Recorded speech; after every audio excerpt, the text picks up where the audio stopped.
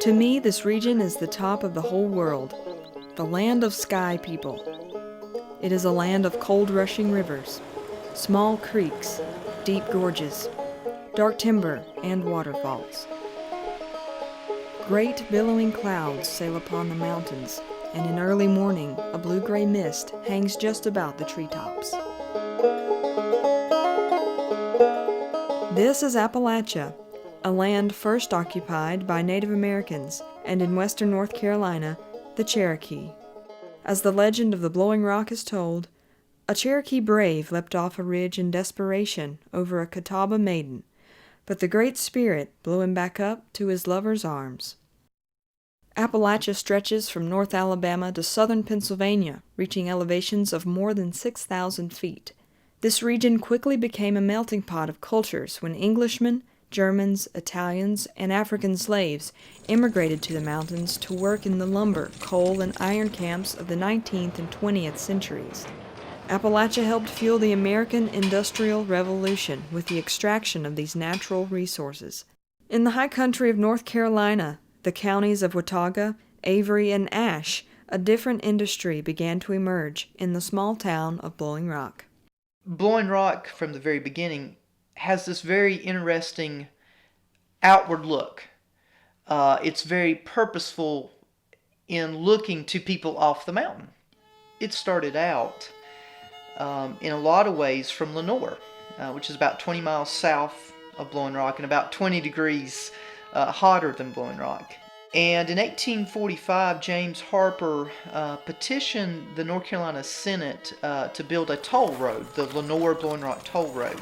And then in 1856, he built the first summer home in Blowing Rock. And I think he was the one to first realize the potential of Blowing Rock of being a resort community.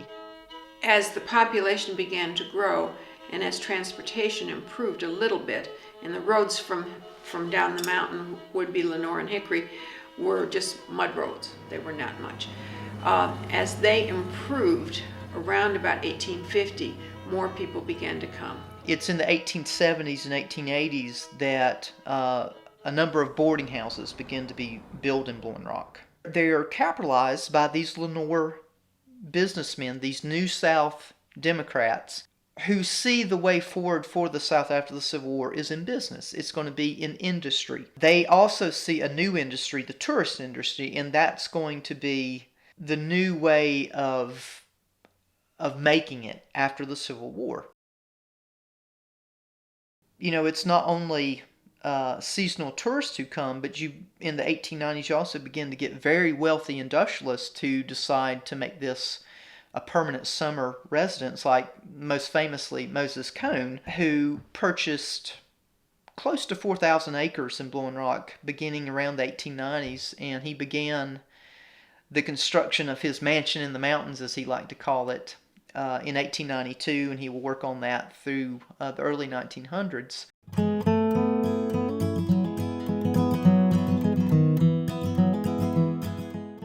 The high country was founded on subsistence farming, raising potatoes, cabbage, and livestock.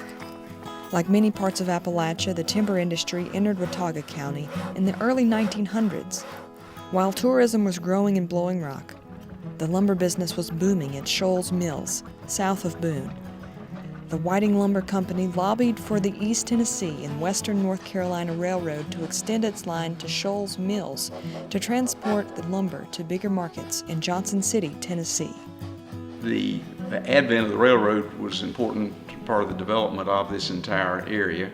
There was one train that came up of what we now call the Southern Railroad that came up from actually into Taylorsville, and from Taylorsville one line came to Hickory and one came to Taylorsville, and then they ultimately came into Lenoir. And so that brought tourists to the Blowing Rock area because they would come into Lenoir and then they would come up in a horse and wagon or a buggy, later in automobiles, from Lenoir into Blowing Rock.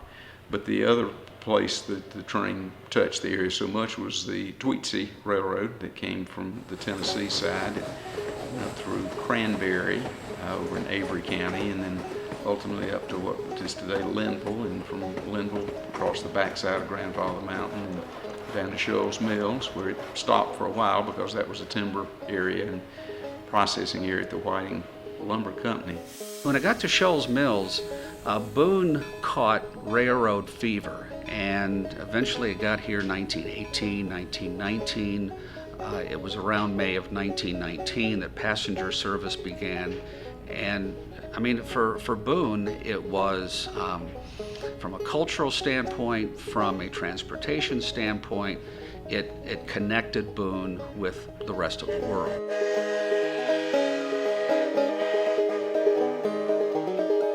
Tweetsie was an engine. It was engine number 12 on the ET and WNC, and it was a high-pitched whistle. And so the folks in the area really depended on that whistle for years. It was a way to keep time. It was a comforting sound.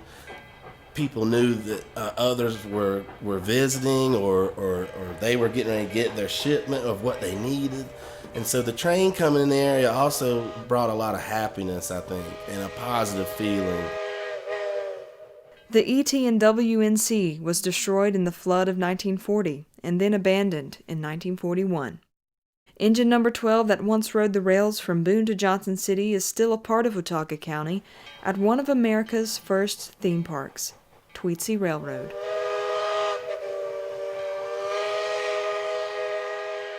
Blowing Rock attracted people across the country from urban centers, offering an escape from industrial life. With them, they brought new perspectives, religion, and ethnicity to the high country. There were large hotels built in the 1890s and 1900s, and almost all those hotels employed African Americans, and then families would bring with them servants from their own area. So people coming from Atlanta or from Baltimore, for example, would bring their own people who worked for them, and most of them were African American. And so there became quite a population of African Americans in Blowing Rock during sort of the height of the tourism, which you say maybe 1880s to 1940s. You know, it attracted all types of people. The Cones were Jewish, for example.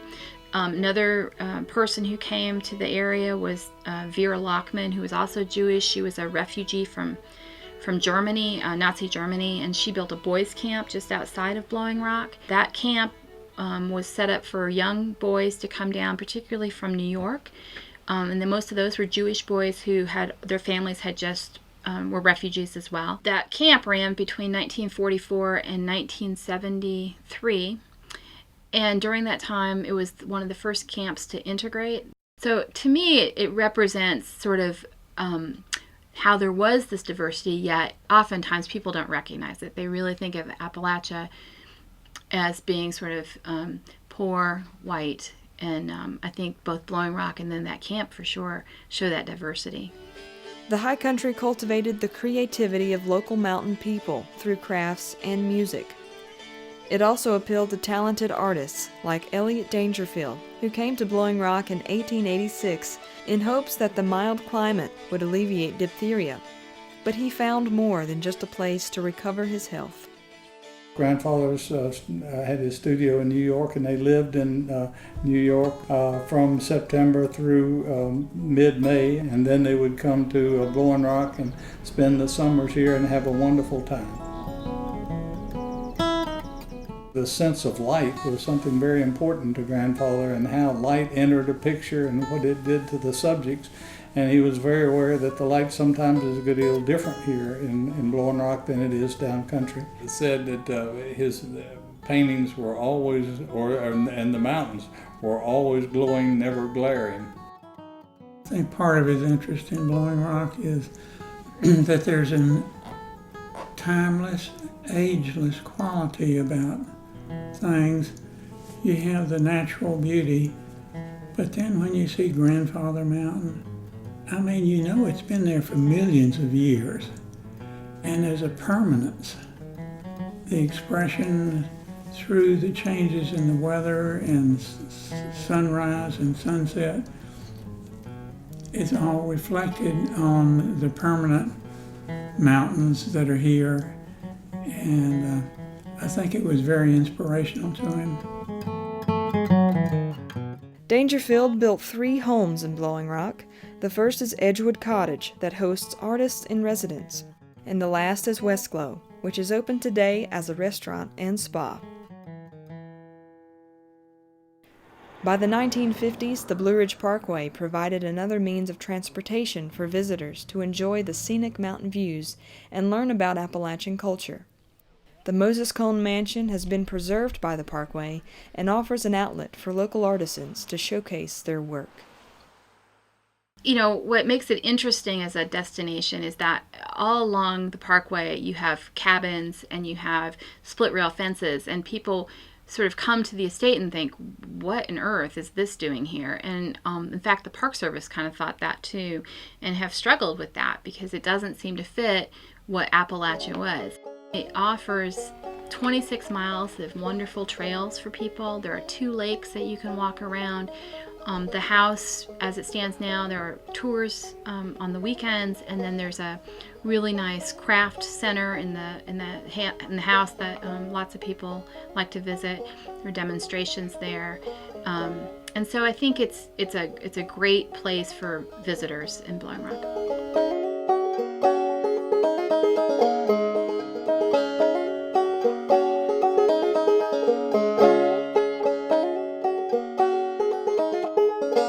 The art community of the High Country includes the Penland School of Crafts in Avery County. Weaving was a popular craft in western North Carolina, and in 1929 Lucy Morgan established the school to continue these skills and promote self-exploration through creativity.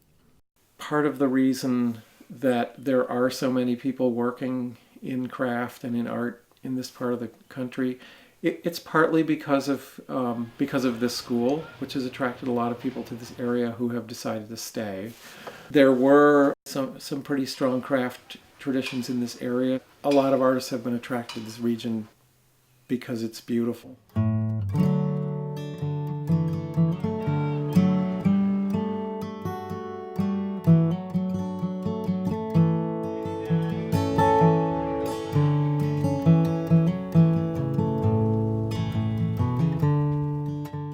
Art is a principle flowing out of God through certain men and women by which they perceive and understand the beautiful.